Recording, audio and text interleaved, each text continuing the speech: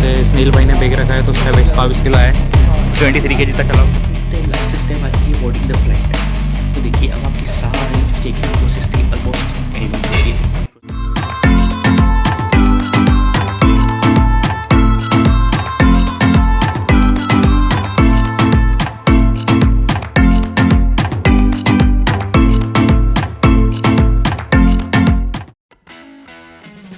So hi there, this is Moinuddin Khan. Welcome to my channel the Moinuddin. दोस्तों आज की इस वीडियो में मैं आपको मेरी रशिया से इंडिया फ़्लाइट जर्नी के बारे में बताऊंगा। साथ ही फ़्लाइट चेकिंग की स्टेप्स भी मेंशन करूंगा कि अगर आप फर्स्ट टाइम भी इंटरनेशनल ट्रैवल कर रहे हैं तो आपको आइडिया लगे कि किस टाइप को चीज़। अब कुछ लोग सोचेंगे कि भाई हमें तो इंडिया से किसी अदर कंट्री के लिए जाना था, अब हमें रशिया से इंडिया के लिए बता रहे हैं। तो देखिए कोई भी इंटरनेशनल एयरपोर्ट हो, इवन वर्ल्ड का कोई सा भी, फ़्लाइट चेकिंग की जो स्टेप्स होती हैं ये अप्रॉक्स सेम ही होती है। बस डिफरेंस होता है। तो अगर हम इंडिया के बारे में बात करें तो डोमेस्टिक और इंटरनेशनल फ्लाइट में थोड़ा डिफरेंस होता है। मेनली 2 स्टेप्स का डिफरेंस होता है। जो डोमेस्टिक होता है उसमें इमिग्रेशन वाली प्रोसेस नहीं होती है एंड सेकेंड चीज़ पासपोर्ट और वीज़ा की रिक्वायरमेंट नहीं होती है। आप आधार कार्ड या किसी भी वैलिड आईडी के थ्रू आप ट्रेवल कर सकते हैं। फ्लाइट बुक करते तो आपको 3 चीज़ें हैं। सबसे फर्स्ट फ्लाइट का नेम कि कौन सी फ्लाइट है, जैसे उज़्बेकिस्तान एयरवे, एरोफ्लोट या इंडिगो, जो भी आपकी फ्लाइट है। फर्स्ट फ्लाइट का नेम, सेकंड फ्लाइट का नंबर और थर्ड टर्मिनल कि किस टर्मिनल पर फ्लाइट मिलेगी। जैसे कि अगर दिल्ली से फ्लाइट करते हैं तो टर्मिनल 3 पे मिलती है इंटरनेशनल फ्लाइट। सबसे फर्स्ट पॉइंट की बात करें तो फर्स्ट पॉइंट आता है go on a correct entry gate. तो जैसे ही आप दिल्ली के केस में अगर हम बात करें तो जैसे आप टर्मिनल 3 पर पहुंचते हैं वहाँ पर आपको मल्टीपल गेट दिखेंगे, 1 2 3 4। आप किसी भी गेट से अंदर हो सकते हैं। जैसे ही आप गेट के पास जाएंगे वहाँ पे आपको एक सिक्योरिटी ऑफिसर दिखेगा। उन्हें आपको अपना पासपोर्ट एंड अपना टिकट दिखाना है। अगर आपके पास प्रिंट नहीं है तो आप ई टिकट यानी अपने फ़ोन में भी दिखा सकते, वो भी चल जाएगा। फिर आप जैसे अंदर इंटर करेंगे आपको लेफ्ट राइट एंड फ्रंट में रास्ते दिखेंगे। तो आपको वहाँ पे सबसे पहले एक टीवी टाइप बड़ा बोर्ड होगा, उसे सर्च करना है। उसके ऊपर आपकी फ़्लाइट की सारी डिटेल लिखी होगी, जैसे कि फ़्लाइट की टाइमिंग क्या है, फ़्लाइट का नेम नंबर। तो आपको उसमें अपना डेस्क देखना है, वो डेस्क जहाँ पर आपका लगेज का वेट होता है और आपको आपका बोर्डिंग पास मिलता है। तो देखिए दोस्तों, मैंने मेरे ये MRP के रशिया एयरपोर्ट की क्लिप ऐड की है। इसमें आपको ये डिपार्चर टर्मिनल देखने को मिल रहा है। अभी मैं जैसे ही अंदर इंटर होऊंगा यहाँ पर आपको टीवी के जैसा एक बोर्ड भी देखने को मिलेगा।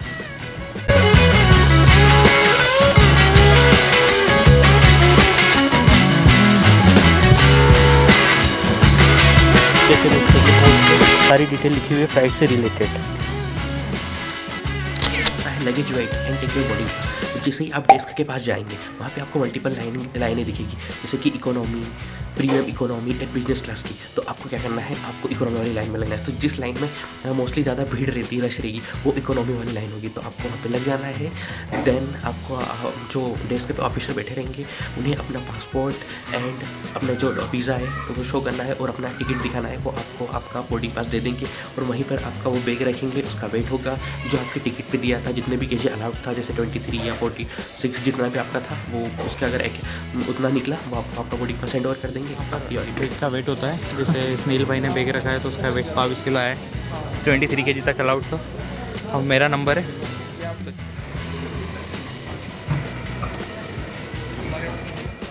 मिलने के बाद थर्ड प्रोसेस आती है इमिग्रेशन की। तो थर्ड पॉइंट है लेट्स गो फॉर इमिग्रेशन। तो जैसे आपको आपका बोर्डिंग पास मिल जाता है, आपको जैसे डेस्क के पीछे जाते हैं आपको डिपार्चर दिखेंगे, international departure and domestic departure. तो आपको इंटरनेशनली जाना है तो आपको इंटरनेशनली डिपार्चर देखना है। मुझे दिल्ली एयरपोर्ट का ध्यान है, मे बी राइट साइड था इंटरनेशनल डिपार्चर। फिर आपको वहाँ पे जाना है, वहाँ पे इमिग्रेशन ऑफिसर बैठे रहते हैं। वो आपसे आपका पासपोर्ट, आपका बोर्डिंग पास, आपका वीज़ा चेक करेंगे। देन आपसे 1-2 क्वेश्चन पूछेंगे कि आप जो जिस भी कंट्री जा रहे हैं वहाँ क्यों जा रहे हैं, आपके जाने का पर्पस क्या है। तो जो भी अगर आप स्टूडेंट हैं तो बोल सकते हैं मैं स्टडी के लिए जा रहा हूँ। अगर आप टूरिस्ट हैं तो टूरिज्म का बता सकते हैं। बिजनेस के लिए जा रहे हैं तो बता दीजिए। नॉर्मली आपको सिंपली उन्हें आंसर देना है। देन वो आपके बोर्डिंग पास पे एक सील लगा देंगे रेड कलर की। आपकी इमिग्रेशन की प्रोसेस भी कंप्लीट होती है यहाँ पर। की बात करें तो पोर्ट सिक्योरिटी चेकिंग। यहाँ पर आपको क्या करना है, आपको 2 ट्रेन लेना है। सबसे पहले उसमें से एक ट्रेन आपका इलेक्ट्रॉनिक सामान रखना है, जैसे आपका मोबाइल, आपका चार्जर, आपका ट्रेवल अडॉप्टर, आपकी पावर बैंक, जो भी आप इलेक्ट्रॉनिक्स लेके जा रहे हैं उन्हें रख देना है। और एक में आप अगर शोल्डर बैग लेके जा रहे हैं तो शोल्डर बैग रख सकते हैं, या फिर आप कैबिन बैग आपने जो रखा है कैबिन बैग उसे रख दीजिए। फिर दोनों को वो पुश करना है। एक मशीन है जिसे एक्सरे मशीन बोल सकते हैं, उस मशीन से सामान स्कैन होगा और आपको साइड में जाना है। वहीं पर एक दरवाज़ा रहता है, वहाँ पे एक येलो कलर की लाइन रहती है। लाइन के पीछे आपको खड़े होना है। एक ऑफिसर आपको बुलाते हैं, आपकी बॉडी का वो एक मशीन से चेक करते हैं कि कुछ आप ले तो नहीं जा रहे हैं। फिर आपके आप जैसे ही निकलते हैं मशीन के पास से आपका अपना सामान कलेक्ट करना है, फिर वो आपके बोर्डिंग पास पे एक सील लगा देते हैं और आपकी ये वाली प्रोसेस भी कंप्लीट हो जाती है। तो देखिए इस टाइप से ये सामान का आप रखते ट्रे में और एक्सरे मशीन सामने देखिए वहाँ पर जाता है, स्कैन होता है, तो यहाँ से रिटर्न अपना सामान आप कलेक्ट कर सकते हैं चेक होने के बाद। फिफ्थ एंड लास्ट स्टेप आती है बोर्डिंग द फ्लाइट। तो देखिए अब आपकी सारी जो चेकिंग प्रोसेस थी ऑलमोस्ट एंड हो चुकी है, कोई प्रोसेस आपकी चेकिंग की बची नहीं है। तो अब आपको आपका बोर्डिंग पास देखना है कि आपके बोर्डिंग पास में टाइम ऑफ बोर्डिंग क्या लिखा है। अगर आपके पास टाइम है तो अभी आप एयरपोर्ट को घूम सकते हैं, जब तक कि आप ड्यूटी फ्री देख सकते हैं, काफ़ी शॉप्स रहती है, कुछ खा सकते हैं और एयरपोर्ट के आउटसाइड का आप एक्सप्लोर कर सकते हैं, जो वहाँ पे शॉप्स वगैरह रहती है, जो भी मतलब रहता है एयरपोर्ट पे। बट अगर आपका बोर्डिंग का टाइम हो गया है तो आपको आपका जो आपका बोर्डिंग पास है उस पर जो आपका गेट नंबर लिखा है उस पर जाना है। आपको अपना बोर्डिंग पास जो ऑफिसर रहता है उन्हें देता है, वो आधा बोर्डिंग पास को टीयर आउट करेंगे, देन आपको बोर्डिंग पास देंगे और उसको लेके आपको फ्लाइट में जाके सिंपली बैठ जाना है। ये हो गया आपकी सारी प्रोसेस। तो चलिए बोर्डिंग पास को देख लेते हैं। मेरी कनेक्टिंग फ्लाइट थी, इसलिए मुझे 2 बोर्डिंग पास मिले थे। ये मेरा जो फर्स्ट वाला बोर्डिंग पास है, ये देखिए आप, ये वाला मॉस्को तक का है, MRV से मॉस्को तक का है, और मेरा जो सेकंड वाला है ये मॉस्को से दिल्ली तक का है। यहाँ पर एक जून लिखा हुआ है। जब आप लगेज चेकिंग करवा लेते हैं उसके बाद यहाँ पे आपको जाना रहता है। यहाँ पे आपका इमिग्रेशन सिक्योरिटी जो प्रोसेस होती है इधर जून के आसपास होती है। फिर आपकी जब सारी प्रोसेस कंप्लीट हो जाती है उसके बाद एक गेट नंबर लिखा हुआ है यहाँ पे, ये देखिए ये गेट पे जाना रहता है आपको, और आपका बोर्डिंग टाइम है। एयरपोर्ट वगैरह घूम लो आराम से, जब तक कि बोर्डिंग टाइम नहीं होता है। प्रोसेस वगैरह करने के बाद फिर बोर्डिंग टाइम पे चले जाना है और आपका अपनी सीट ले लेना है। आपका सीट नंबर नेक्स्ट सीट पे देखिए ये स्टेप्स आते हैं बोर्डिंग पास। देन जब आप फाइनली बोर्डिंग के लिए जाते हैं तो आपके बोर्डिंग पास को इस टाइप से क्लियर आउट करके आपको दे दिया जाता है। जो बड़ा वाला रहता है वो वहीं पर रख लेते हैं, जो बिग पार्ट रहता है तो ये सील लगती है देखिए इस टाइप से चेकिंग के बाद। ये मैंने मॉस्को में इमिग्रेशन का सबमिट करा था, मॉस्को में इमिग्रेशन सबमिट करा था, तब मुझे मेरे रेड कलर वाली सीट लगी थी। और देन ये सिक्योरिटी प्रोसेस कंप्लीट होने के बाद मिली थी। और ये आपके लगेज की स्लिप होती है, ये मेरे MRV एयरपोर्ट पे लग गई थी। तो दिल्ली में जब मैंने लगेज कलेक्ट किया तो मेरे लगेज के ऊपर ये नंबर लगा था। इनके होता क्या है कि बैग जो रहते हैं कभी किसी का सेम कलर का आ गया तो बैग मिक्स हो जाए मिल जाए तो उसका भी रहता है, तो वो इसलिए ये नंबर लिखा हुआ रहता है। तो आपके लगेज के ऊपर स्लिप लगी रहती है, उससे नंबर मैच करिए आपके लगेज आपको ईजिली मिल जाएगा। एंड इमिग्रेशन कार्ड भी मैं आपको बता देता हूँ। माइग्रेशन कार्ड देखिए, यह माइग्रेशन कार्ड आप इंडिया से जो जिस भी कंट्री में जाते हैं और जो आपका फाइनल डेस्टिनेशन एयरपोर्ट होता है, जैसे कि मैं दिल्ली से MRV गया था, मैं MRV में उतर गया था, MRV से मेरी सीट मुझे नासिक करा था, तो MRV में मुझे माइग्रेशन कार्ड मिला था जो मेरी डिटेल्स थी, यहाँ पे नाम वगैरह लिखा था। एंड फिर मुझे मेरा कार्ड मिल गया था। फिर मैं जब तक कि रशिया में नहीं रहा था तब तक के लिए ये मेरे पास था। फिर जैसे ही मैं रशिया से इंडिया रिटर्न आया मैंने ये कार्ड मॉस्को में सबमिट किया, MRV में नहीं किया, क्योंकि मैंने जो रशिया कंट्री थी उसको मॉस्को एयरपोर्ट से लीव किया था कि मेंडेलेवोदी एयरपोर्ट से। तो जिस भी कंट्री से आप एयरपोर्ट को लीव करते हैं वहाँ पर आपको अपना कार्ड सबमिट करना पड़ता है, इसलिए मैंने इसे मॉस्को एयरपोर्ट पर दिया था।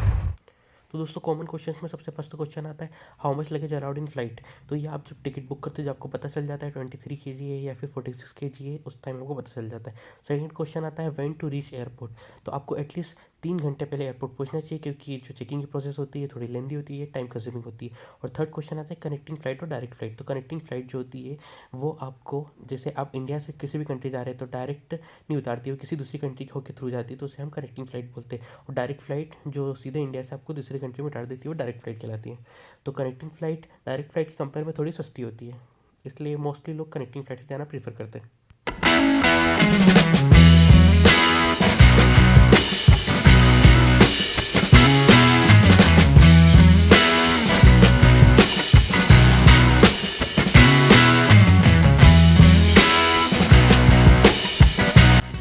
दोस्तों जो MRV का बोर्डिंग पास था उस पर सील लगा के उसको हाफ कट कर दिया और अब हमें दे दिया है।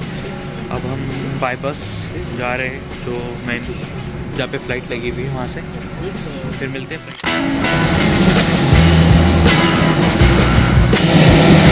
तो मॉस्को के लिए हम लोग जा रहे हैं, काफ़ी ठंडी टेम्परेचर यहाँ पे, बहुत ज़्यादा माइनस में। मिलते हैं मॉस्को में।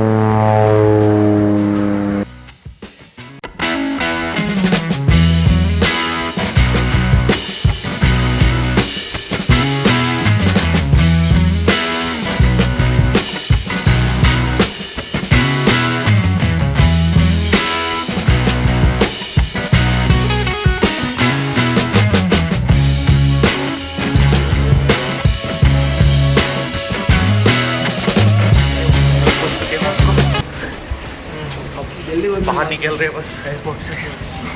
तो कैसी लगी आपको वीडियो कमेंट में जरूर बताइएगा। And if you like this video so do like, subscribe and share. तो मिलते हैं फिर नई वीडियो में, तब तक के लिए गुड बाय।